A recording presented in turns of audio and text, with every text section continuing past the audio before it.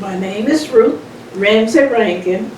Today is my birthday, and I am 88 years old today. I was born June 3rd, 1933. My parents were Adley Alexander Ramsey and Mary Rebecca Clark. My dad was born 1882, and my mom was born 1885. And they were the parents of 9 children. The oldest child was Nebraska. Fred, the boys, Fred, George, and Thomas. And I had 4 sisters, Mary Bell, Essie, and Christina, and Florence. Florence was the youngest. Next to me, I was the baby. And Florence had a twin, but he passed when she was 2 years old. And Florence stopped walking and didn't walk until I was old enough to walk and catch her by the hand and help teach her to walk again. And I did that the rest of our lives together. As teenagers and whatnot, I was the leader. And when Florence was 38 years of age, she died. Sister Florence was sick, and she come to stay with me the last week of her life. She brought her young daughter, 4 years old, to me and left her with me. She died that week, and she brought her daughter, and I kept her for 9 years. Her name was Marsha Wilson. Before she left and went to stay with another aunt of hers on her dad's side. My sister's husband was George Wilson, and they had 4 boys. George Jr., Jerry, Robert, and Ralph Wilson. They stayed with their dad, and they all are still living in different places. They're all married. I went to South Iredell. My first school was South Iredell Elementary School. Miss Willie Mae Holly was my teacher. I went there for 8 years until I went to high school. And my best friend, my whole 8 years there at South Iredell, was Annie Lee Tucker. We went on to high school. We finished high school together, and we were friends her whole life. She was a school teacher, and when she retired, we had lots of places that we went. We went to the beach, we visited different people, and we had a good time, and we had a good life together. We even went to shop, went to buy pots and pans. We had a good life until she passed. Now I have one best friend now that I call often, and she calls me Virginia Lazenby. We went to school together in high school, and we still called each other, and we still talk to one another. And in fact, she called me today for my birthday and wished me happy birthday. We also go to a Bible study together. It's not open right now because of the virus, but we're still friends. And we're hoping that this virus is going to be over so we can go back to. We're hoping we will maybe have class reunion this year and see one another again. Annie, when she passed, I planted a pine tree in her spruce pine tree in her memory, and it grew to be very tall, and it was cut down last year when my son built a new house there. But I still remember Ann, and I always will remember Annie, and the good times we had together. Is there anything else you'd like to tell us about your life during high school days, or any other friends or anyone special that you met when you were in high school?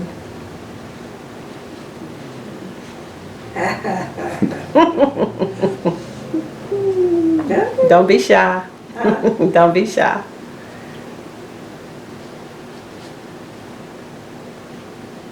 Did you have a good time in high school? Enjoy your high school days? Oh, I was shy at school. I Didn't say much? no. Okay. So you went through high school. I know that you married my daddy. So, when did you meet DeWitt? David was my bus driver. Hmm. You didn't know that? I don't think I knew that, Mom. See, I'm learning something as we go through here. He was your bus driver? He was my bus driver. In high school? Yes.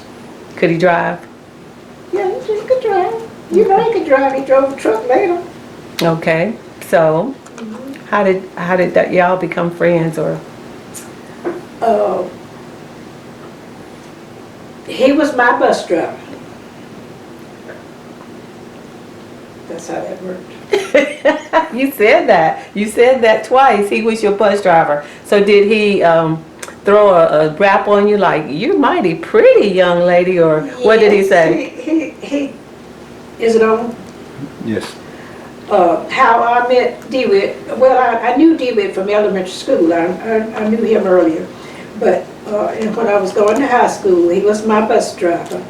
And he said to me one afternoon, "Wait a minute," when I started to get off the bus. He said, "Wait a minute."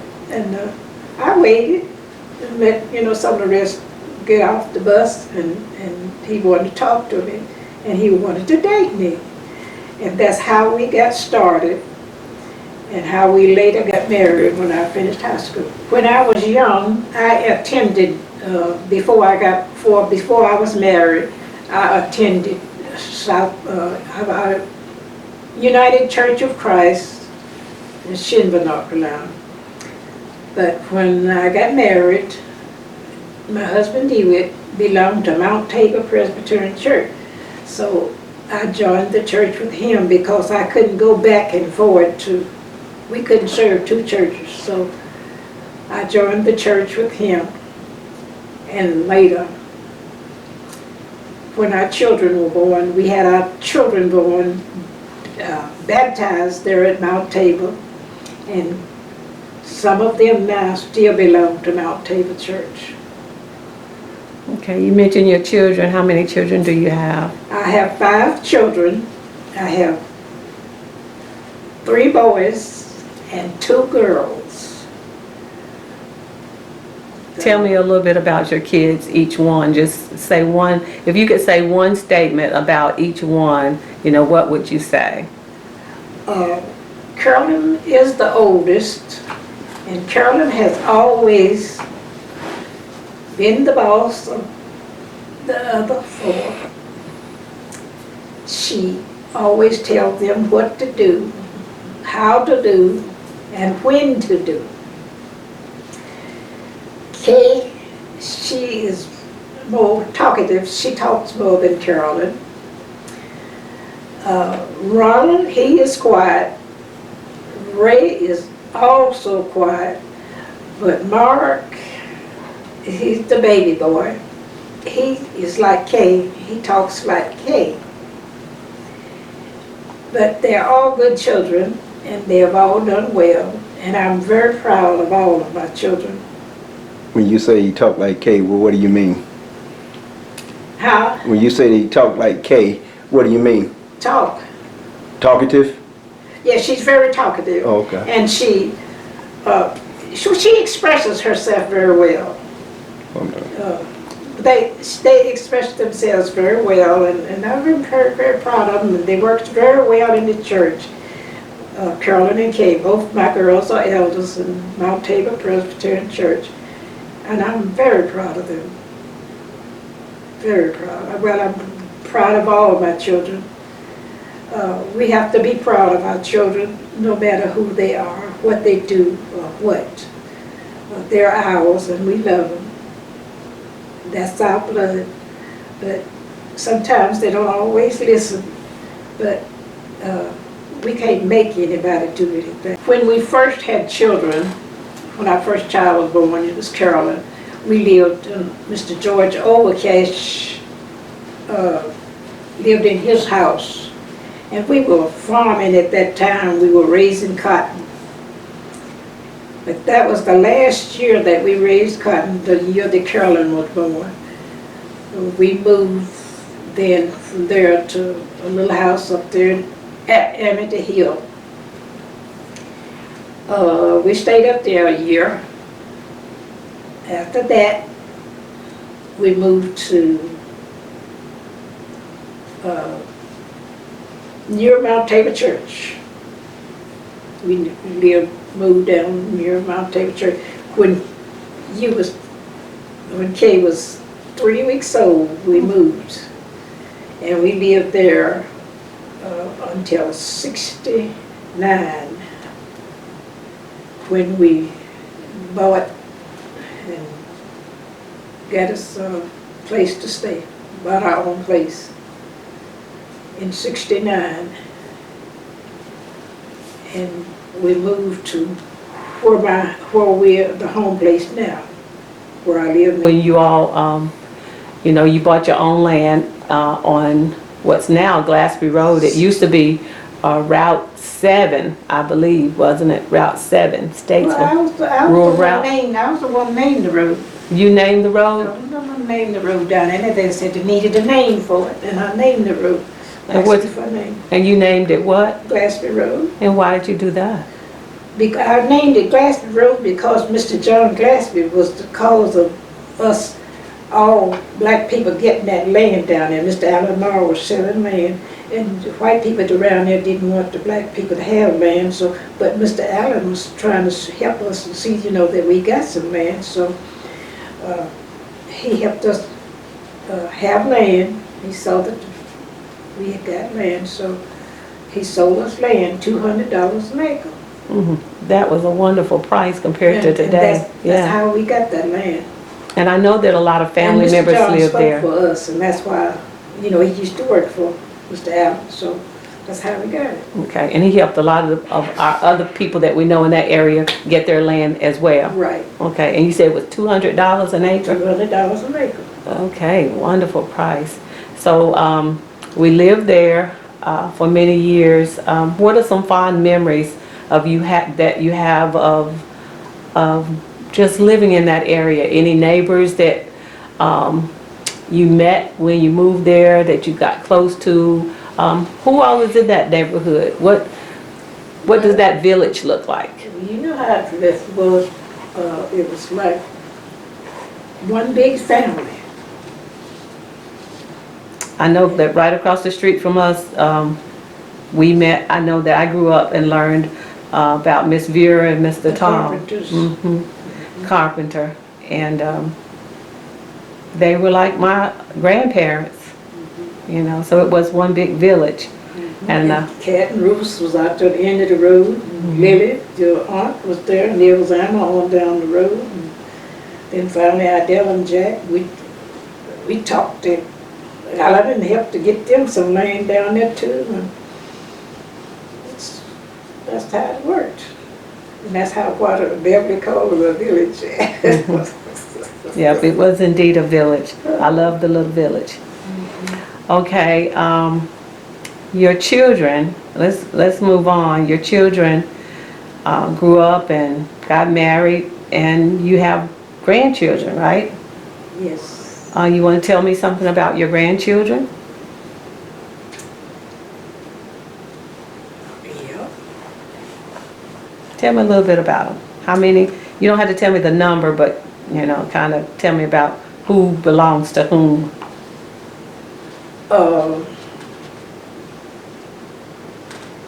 I have 8 grandchildren now. I used to have 9. One passed in September. But now you're not taking this as you can. Yes. Oh, Keep going, just oh, your grandchildren. I had 9 grandchildren, 5 girls and 4 boys.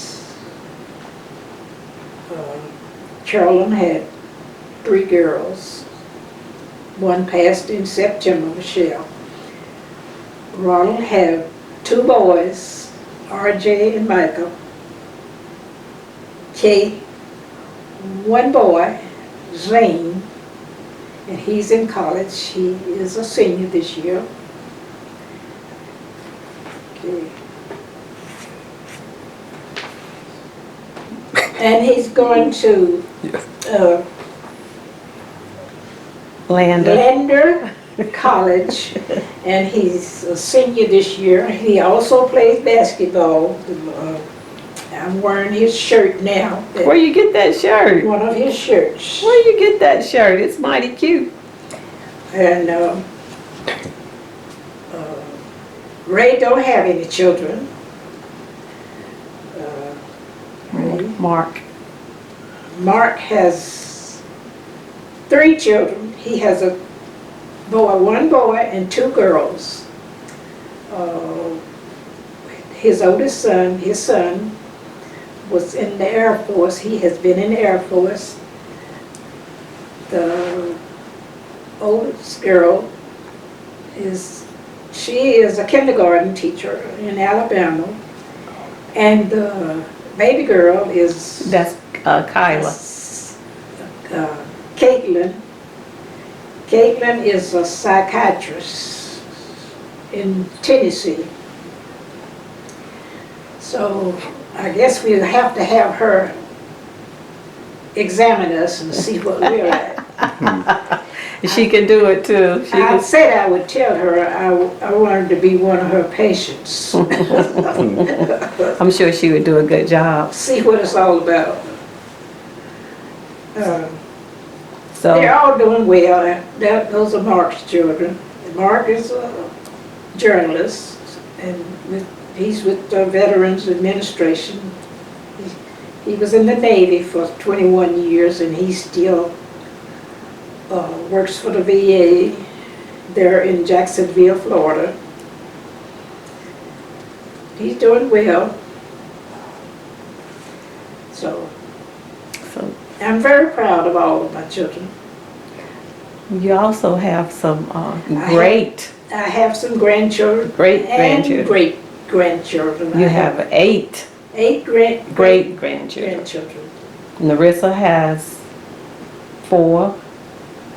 Kenya has 1. Shell had 2. 2, And RJ has 1. 1. So that's a total of 8. Okay. 8 little great-grandchildren Uh-huh. running around. Yeah. You get a lot of joy out of them? I do. I get a lot of joy out of all children. I have some step-grandchildren, and I love them too, just like I like my own children. And they're funny.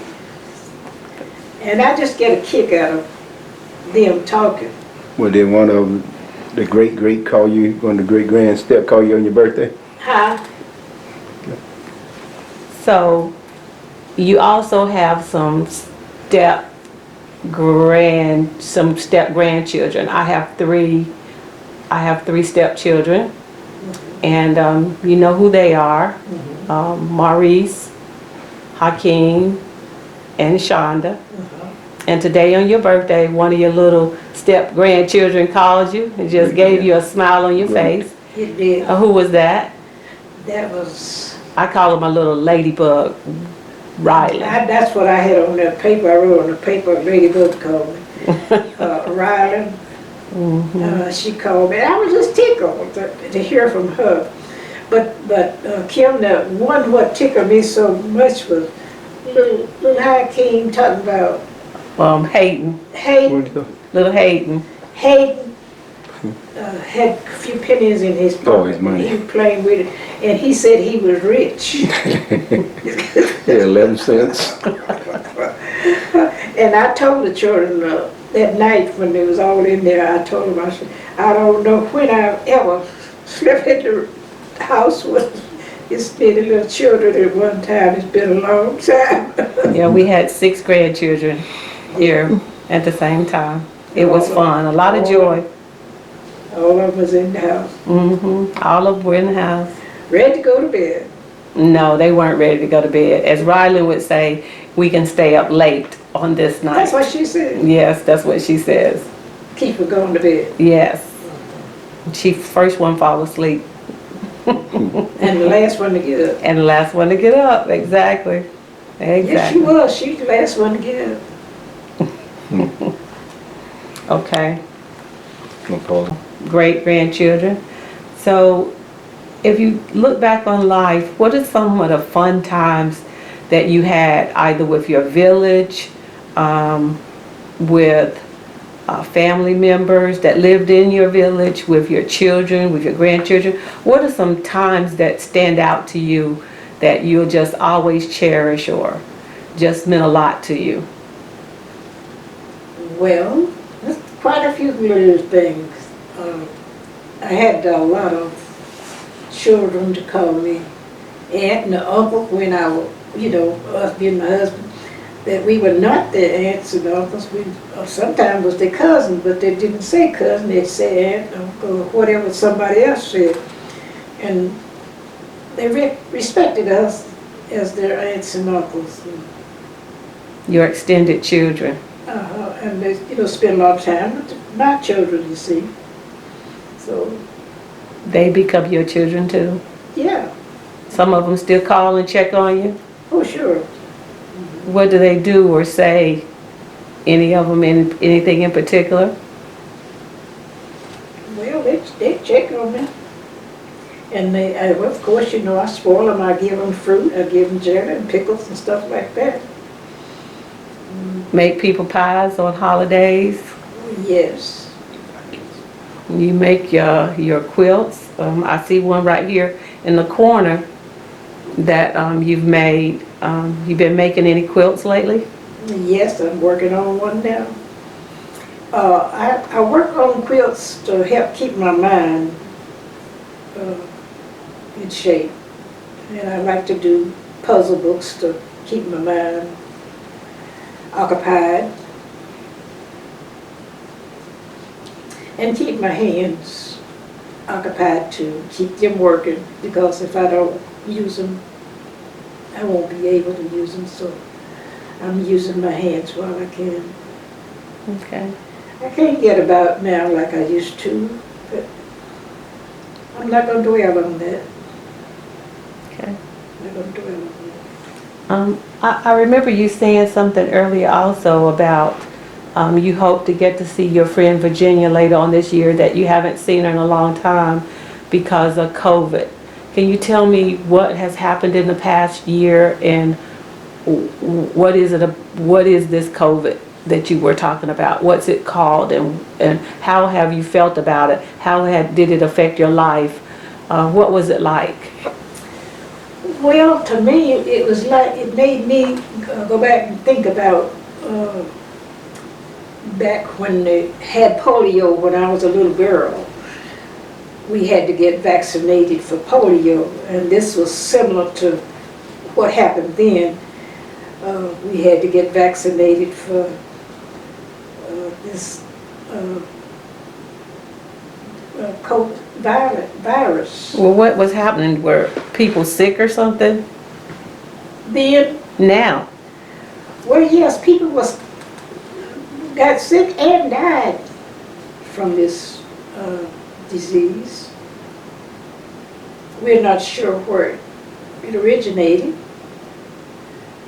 but something has happened. There's quite a few people has died in the past year or two. And so we had to kind of quarantine ourselves. We had to And, quarantine ourselves and wear masks, of course, and stay at home and stay away from, Each other. our friends and whatnot. and then once they were able to make or create a vaccine, all of us were encouraged to take the vaccine. And it's very similar, you said, to the time back when you were a little girl with polio. We had polio and we had to take shots. We had to line up at the schoolhouse or church or wherever and get a shot. Did some people talk about not taking it just like they're So doing we now? didn't take it. But, they were wanting everybody to take it, of course. Okay. Did you know anybody that got polio back then? Or Not if- that I can just think of right now. But I'm sure there's somebody that, well, there were people that were crippled, mm, in some form anyway. so they may have had it, but just didn't get medical attention and diagnosis of it. Mhm. Okay. So you're looking forward to coming out of this time of COVID, and what's something that you want to do that you couldn't do in the last year? Well, since my health has begun to deteriorate, I want to be a little more quieter than, I still want to be quiet. I got used to being quiet and I want to just be quiet a little bit. Okay. Because I'm not able to do some things that I used to. I can't as much as I used to can and be as active and try to work a little garden or nothing. I can't do that anymore. Some things I can't do, so I have to let go of that. So if you pass along any of these skills that I have, so I've tried. My daughter-in-law, she's catching on real good. She has canned some different fruit and made jelly, and what she's doing, Phyllis, my daughter-in-law Phyllis, she's catching on pretty well. What she do, I will peel the apples, something like that, or cap the strawberries, and let her wash them and put them on and everything. And I would tell her blow by blow how to, work it, and that's what she's doing, and she's catching on real good. She's catching on how to make a cake and how to make pie crust. She hadn't been making pie crust, and she's catching on how to make pie crust also. have you taught any of your other children or grandchildren any of your skills you think they've gotten? Well, I've helped Kay make some beet pickles, and I've helped Carolyn to can some corn and make some 14-day cucumber pickles. What about your sewing? Anybody take up that? Anybody? No, nobody's taking up sewing. My granddaughter Kyla, she's taking up sewing, making masks, I put it like that. And I have made her quilts before, and I took her some blocks. I told her that if she could make a mask, she can make a quilt. I took her the blocks, I took her the sheet to go on the back of the quilt, and a blanket to go, new blanket to go in the inside of that quilt, to make her a quilt. And I told her if she had time, she could make her sister a quilt also. So I personally think you've passed along a lot of things that you don't give yourself credit for. Well, I've tried. I've Yeah. tried to do what I could. Whether they were looking or not, Kay, or you weren't paying attention. We were paying attention. You taught us how to cook. But now, one reason where when I was, canning and whatnot and trying to get you guys to catch on, I was raised at a time when you didn't peel fruit and peel it thick. And I thought you guys were peeling it too thick and I would stop you. So, yeah, I think you understood what it was all about. And you still tell me I peel too much off the potato. I peel too much off the sweet potato. I peel too much off the white potato. I peel too much. Apples or peaches. Yeah, you still tell me that. I think I do pretty I was good. raised to peel thin. I know you guys had to, you had to use every part of the fruit We as much did. as you can. You had to make it stretch. Well, I heard that, I saw my mom do that. When you peel those peaches, you wash them peaches and apples before you peel them. And then you wash them hulls again after you peel them, put them on boil and make a little juice and make jelly with that. They used everything. Yeah. Yeah, they used everything. We do waste a bit nowadays. Quite a bit. Yeah. Wasn't nothing to throw out. No. Even parts that they used to throw out that you go to buy nowadays is really expensive. Absolutely. Really. Yeah. I used to have a little fun out of listening to my brothers and my children to see who's going to get the last biscuit off the table. And one of them might be trying to eat a little faster than the other. And So, still looking at our village, let's just look at some things that, and some people throughout life, some memories that we have. I remember somebody that you always affectionately, you called her Bill. She called you Bill. What's up with that? What was up with that? that was our little way of talking to each other, and everybody would know who we were talking about and what was going on. Oh, y'all's We code. knew what we were talking about when she called me Bill and I called her Bill. And who was that? Huh? Who was that? We just said Bill. Oh, well, who is Bill? Huh? Is you gonna have to kill me if you tell me who's Bill? I was Bill and she was Bill. Well, who is she? Who is your Bill? You still not gonna tell you who Bill is yet? That's all right. But sometimes would Bill come visit you, and if you wasn't home, what would happen? If Bill stopped by your house and you weren't home, what would Bill do? Well, she'd do something if it wasn't nothing but put something on the porch or turn something upside down or do something. She'd do something. And so you knew she had been there. No, she's been there. You remember that? I remember that. I mean, over the years. I mean, I just remember you saying that. And I would know who had been there. Right. Where did Bill get that from? Where'd you get that name Bill from? We just got us started calling each other Bill. And what was up with that moving furniture on the porch? Well, her daddy did that one time.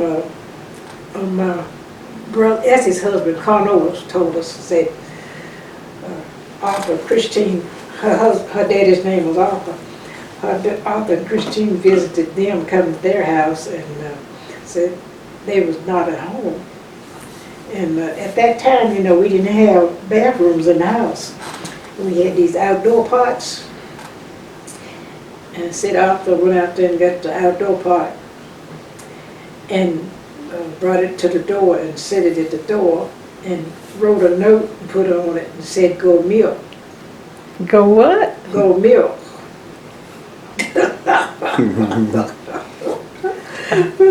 Take that, go milk. And that's the kind of stuff her dad would do. And she always has had a sense of humor. Yeah, she would let you know she'd been there. Okay. Some other things I remember through life. I remember Uncle Fred. Yes. He stands out. Tell me about Uncle Fred. Your brother Fred. My brother Fred was a veteran. He used to be in the Army, and when he got out of service, he was a brick mason. And Fred liked to drink alcohol. And Fred would drink his alcohol. He was a brick mason. He would drink alcohol and try to work. And one particular time he was drinking too much alcohol and he fell off a building and broke his neck. My sister sent him to Chapel Hill, to the hospital. And when I went down to visit him, they wanted to dismiss him, and I asked them, could he not go to the VA hospital? And they said they didn't know he was a veteran. Nobody told him he was a veteran. So I talked with them, and I told them that, you know, I knew about his medical history and everything, and I could get the information they needed to, well, you know, he was always my pick. You know, I was his pick, so I went to the VA, and they told me if I got the information, they would see about putting him in a VA hospital. So I went, come back to Statesville and got the information I needed and everything. I almost knew, because he used to drill that stuff in my head about his numbers and everything, dog tag and everything. He just tell me about that stuff. And I knew it off by heart, but then I did. And what I did, I got the information, and I called, he had been married and he had a wife in Baltimore, and I called Baltimore, and Baltimore said they couldn't find the wife, they couldn't find no trace of her.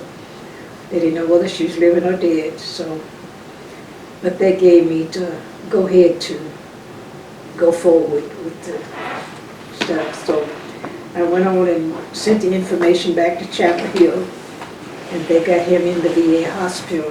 Could he not take care of himself? He was paralyzed from neck down.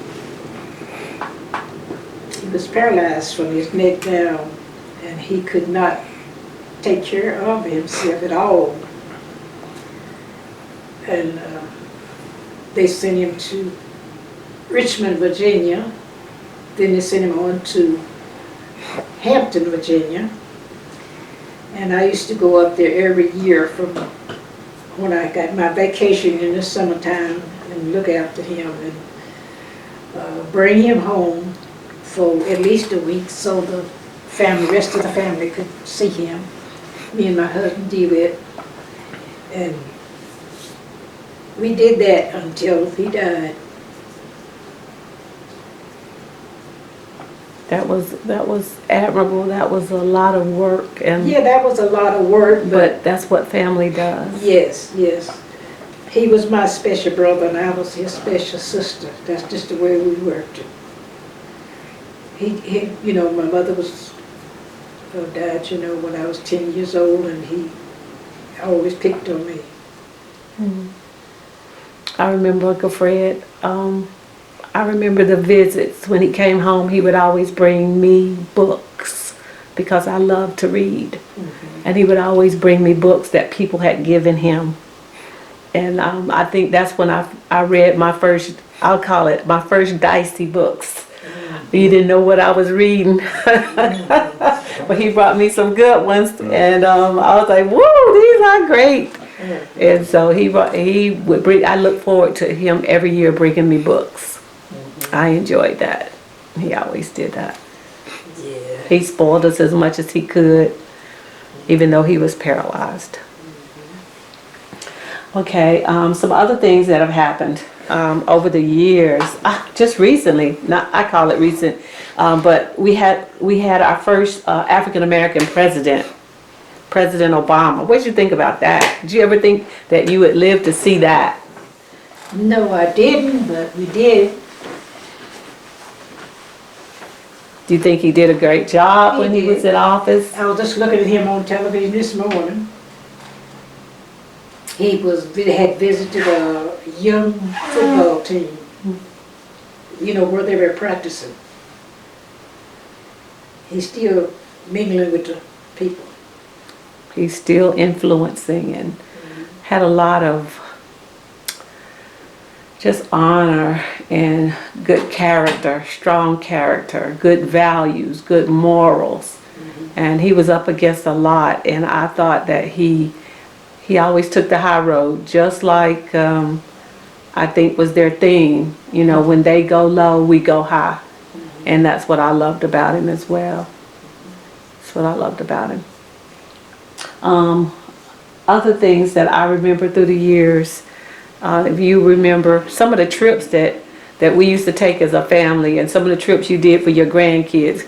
Do you remember any of those things? What can you tell me? Sure, I remember taking the grandkids to the beach. We had 4 or 5. We put them in the car and took them to the beach. And they still remember that. I know, they used to tell good stories about it. Yeah. They would, you know, we'd go to the beach and I would pack peanut butter and chicken and different stuff, and then y'all get out there and didn't want to eat it. You want to eat them hamburgers and all that kind of stuff. That's just the way it worked. Just had a good time though. Had a good I had time. a car full of children. Okay, is there anything else that you'd like to talk about your village? Anybody? Anything else you'd like to share with us? No, not too much more. Okay. Is there anything that you've learned, any lessons that you've learned through life that you'd like to share with like your children, your grandchildren, something that they could carry with them always, anything you just like to say? Well, I just like from mainly kind of look after each other and continue. You know, most of them are like the cousins and different things. You all are kind of close, and I would like for you to continue that and sort of kind of look after each other. You know, because when one of us hurt, the other one hurts. I know you just got a phone call from, Alma. so y'all checking on each other. Checking So on each other. that's what we should do as well. That's what I'm telling you. Yeah. Continue. You guys all, Diane and Deb and all of you, you keep pretty well in touch with one another, and I like that. And Linda and all of them. Well, Carol and Linda's girls work together, and it's funny how they act. One of them, Carol and call the girls Lily, and the girls call her DeWitt. Yeah. They say, "All right, DeWitt." And that's the way they act, you see. Yeah. We grew up with family and a lot of love. I'll always cherish that. And you see, there's nobody left but me and Alma.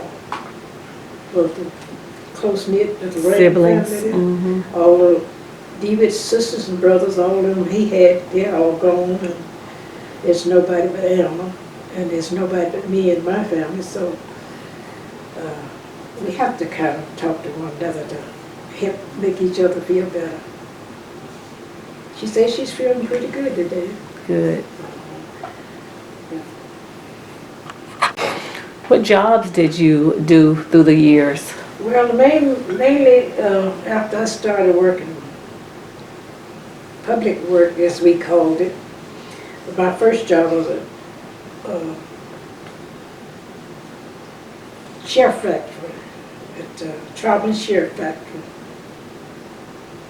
And I worked until I was pregnant with Mark. And I was threatening a miscarriage, and I had to quit. I went back a little bit, but that same year I quit and went to Burlington Mill after he was born. He was born in '66. I started work when he was 10 months old at Burlington Mill. And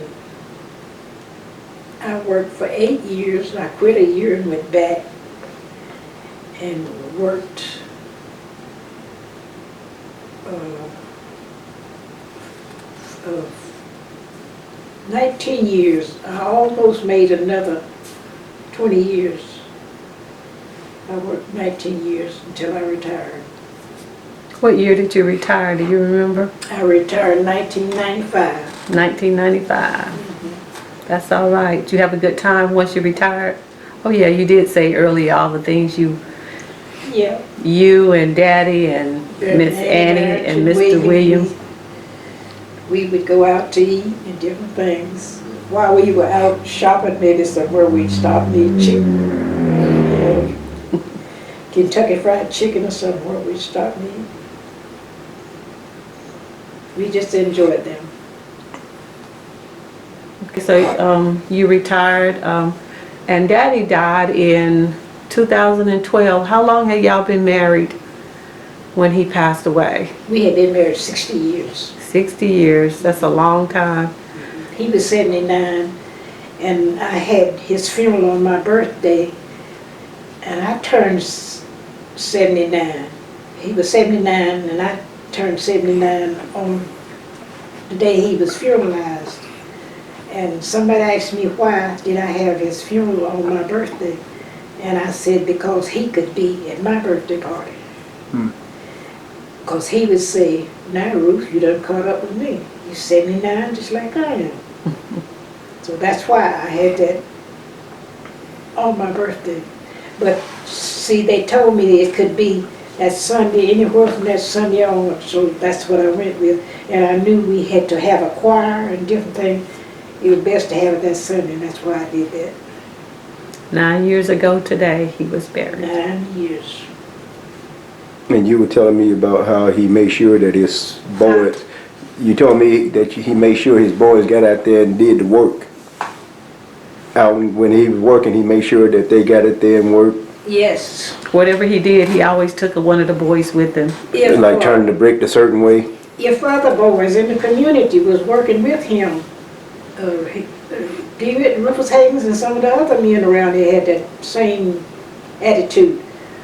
If they was working and doing something, you didn't stand around and watch them. You had to join in. You learned how to do it too. Yeah, and I have had Larry Sherman and some different ones tell me how they would watch David when he pulled the pipes out the well and different things, and they learned to do that too. They were learning.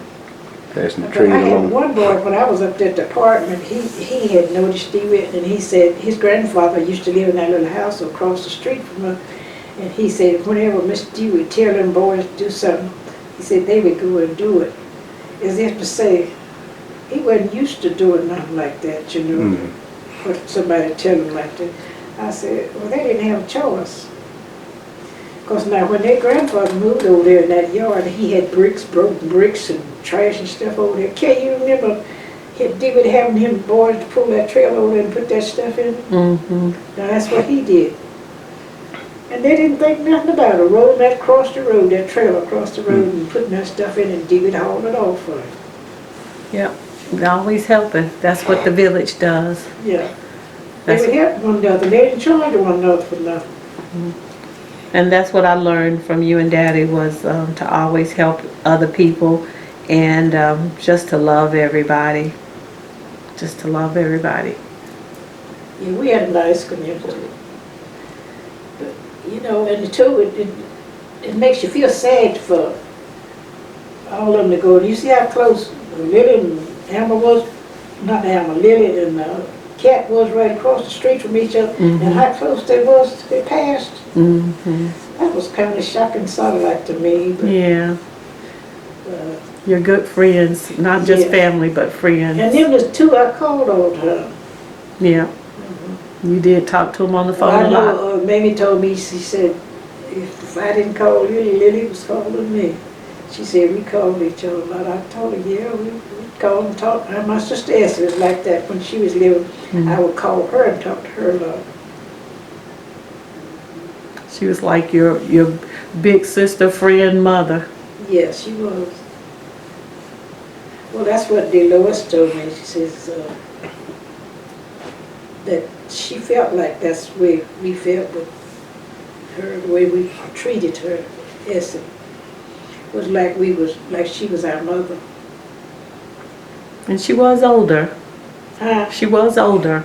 Yeah, she was older, and we would go up there. Me and he would go up there on Saturday night to visit them, sit and talk a little while. Yes, we'd be making a cake when we went. And we left there, we had a piece of cake in our hand. That's the way she was. Hey, Nancy had a son that was near your age. Yeah. He was raised with my little brother. Like, he stayed with us 4 years, too. And when, Essie wasn't married, and when she got married and took him, Daddy said something about he should have kept that little boy. And David said the same thing with Michelle. He said me and him should have kept Michelle. I told him, well, Charlie didn't say she wanted to take her baby with her, so, you know, we didn't argue with her. We just let her go ahead and take it. And you know, we kept Zane some too. Yep. Yeah, I babysat Zane while I was off at work. Flight attendant. Yeah. And when Zane would come and you bring him, Dee would say, well, I guess I better, I guess by telling them it's over, I have to look at what Zane would look at. Zane would walk in the house and go over there to television, turn it on his stories, what he wanted to see. And when he'd do that, that was it. Y'all let that little boy control y'all's TV? Well, you had taught him how to work the TV. For me, it wasn't my TV. You had taught him how to work the TV, and he knew how to work it, and how to put them tapes and things in. You didn't taught the little boy how to do it, and I just sat back and let him do it. Yeah, we had to watch those movies over and over. Yeah. What was that? Toy Story. Yeah, Toy Story. I was just fishing to say something silly that what it used to say on there. To infinity and beyond. Yeah. That's our phrase. Yeah. And he used to watch those, what was those colorful things? And then he had all them little men, The Teletubbies. wrestlers. Oh, yeah, he loved There's one, which one was that he didn't like? Mm-hmm. There's one he didn't like. I forget which one that was. It seemed like the one was all painted up or something. He didn't like him. Okay, good times. Yeah, he said he didn't like them.